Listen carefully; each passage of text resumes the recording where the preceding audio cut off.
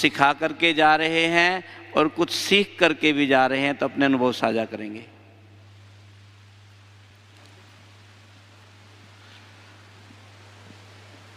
ओम शांति। वाकई जब भी यहाँ पर आना होता है, और मैं तो हमेशा, ये मेरे बिल्कुल अंतःकरण में ये चीज़ प्रविष्ट हो चुकी है कि ये हमारा घर है, ये बाबा का धाम है। और जब भी यहाँ आता हूँ तो मुझे ऐसा लगता है कि शायद मेरे कोई पुण्य कर्म रहे होंगे, कोई प्रारब्ध का ऐसा फल रहा होगा जो मुझे अब प्राप्त हो रहा है और मैं यहाँ पर आ रहा हूँ। माध्यम कोई भी बने, निमित्त कोई भी हो, लेकिन यहाँ पर आना अपने आप में बहुत ही सुखद अनुभूति हमेशा ही होती है। और चूँकि मैं पेशे से पत्रकार हूँ, तो मैं ये मानता हूँ कि बाबा का संदेश जिस भी माध्यम से, जैसे भी, जहाँ भी, जिस भी तरह से पहुँचे उसको पहुँचना चाहिए। और परमात्मा अगर मुझे माध्यम बनाता है तो इसमें भी मेरा सौभाग्य है। और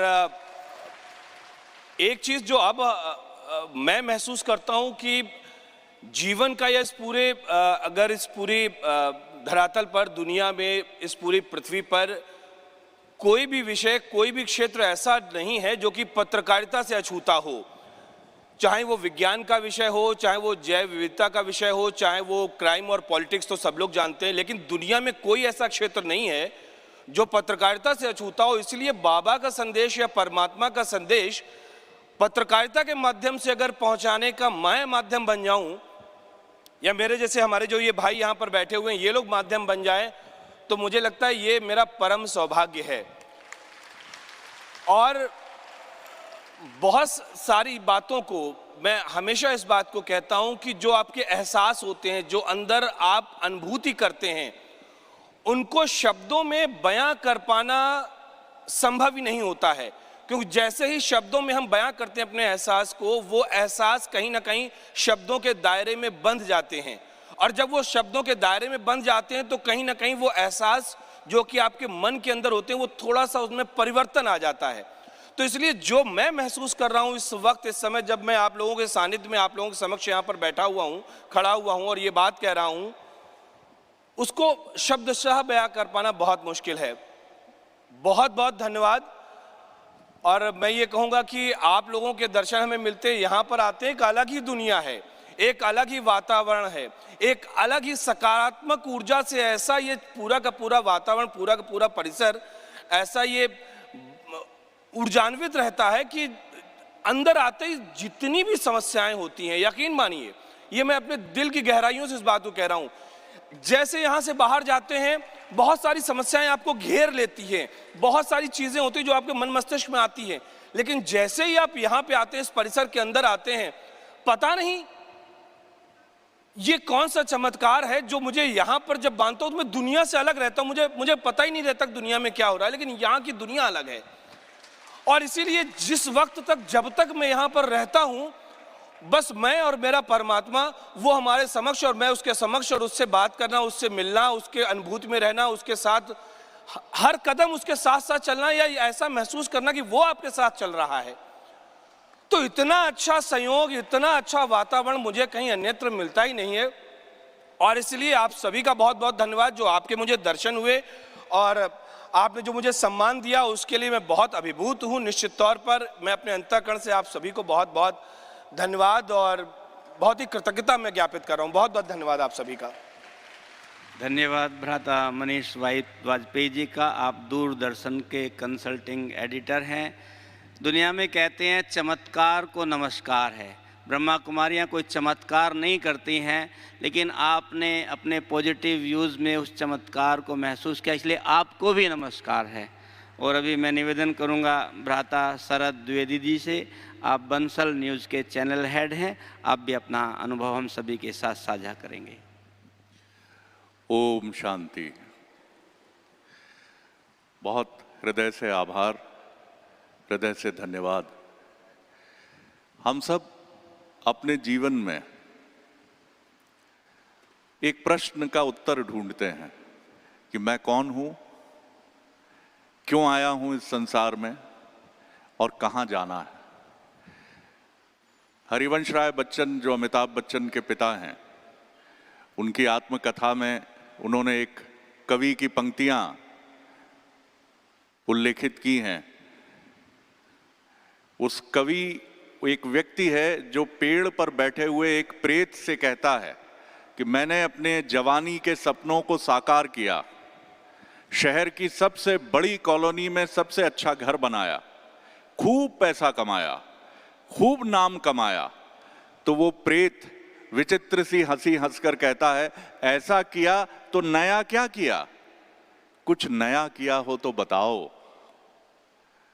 हम सब नाम कमाने के लिए काम करते हैं, धन कमाने के लिए काम करते हैं, लेकिन ये प्रश्न कोई पूछता रहता है, नया क्या किया?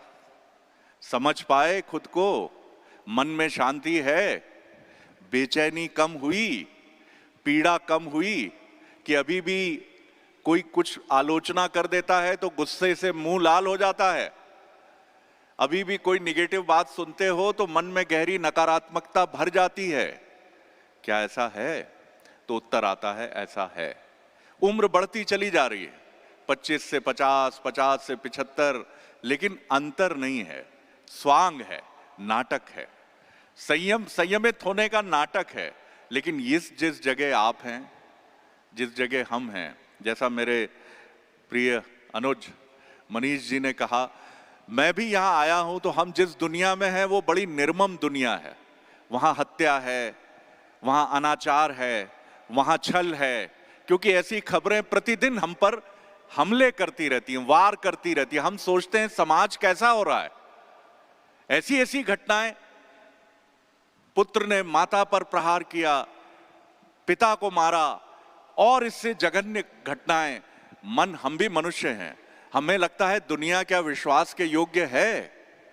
लेकिन जब मैं यहां हूं तो कल एक शब्द मैंने मधुबन न्यूज के साथियों से चर्चा में कहा था कि विचारों का आक्रमण रुक गया है। विचार आक्रमण करता है, हमलावर है, वो हथियार लेके आते हैं, हमला करते हैं आपके ऊपर, आपको बेचैन करते हैं, यही उनका काम है। लेकिन जब मैं यहां हूं तो रुका हुआ हूं, जबकि मैं आपकी तरह ध्यान और योग में दीक्षित नहीं हूं। लेकिन अगर इस जगह की जहां तपस्वी और मनस्वी परम पूज्य बाबा जी हमारे बीच में हैं, आप जब ऐसे सिद्ध लोग हैं और आप स्वयं, आप भी तो अपनी आहुति दे रहे हैं उसमें, मुझे लगता है कि हम बिल्कुल ठीक जगह हैं। क्योंकि जीवन का उद्देश्य खुद को जानना है, स्वयं को समझना है। क्योंकि हम शुरुआत से अंत की तरफ बढ़ रहे हैं, चाहें या ना चाहें अंत होना निश्चित है। लेकिन अंत जब आए संसार में तो रोते हुए आए, लेकिन जब अंत हो, परिस्थितियां कैसी भी हो तो मुस्कुराहट हो, बाबा जी की दृष्टि हो, भगवान शिव की दृष्टि हो, जिस भी आराध्य को हम मानते हैं उसकी दृष्टि हो। बहुत शुभकामनाएं आपको, बहुत आनंद आया, बहुत बहुत धन्यवाद।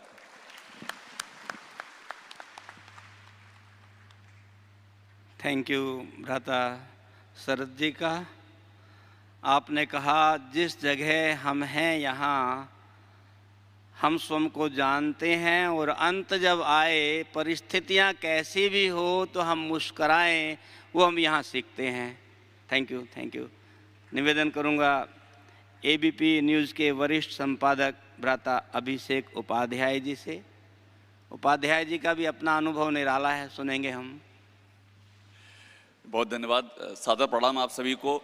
और मेरा सौभाग्य है कि आपके सामने आने का मुझे मौका मिला है। और मैं एक बात बताऊं, हम लोग अपने पूरे इस पत्रकारिता के करियर में दिमाग से संचालित होते हैं, मस्तिष्क हमारा काम करता है। लेकिन यहाँ जब आया हूँ तो लग रहा है कि मस्तिष्क यहाँ साथ छोड़ देता है और यहाँ हृदय काम करना शुरू करता है। हृदय में कोई मैल नहीं होती है, वो जैसा ग्रहण करता है वैसा ही प्रदान करता है। मस्तिष्क जो होता है वो चीज़ों को जब आती हैं उनको अलग अलग आकार देता है, प्रकार देता है। तो ये आपकी विजय है कि आपने हृदय से काम करना सिखा दिया है।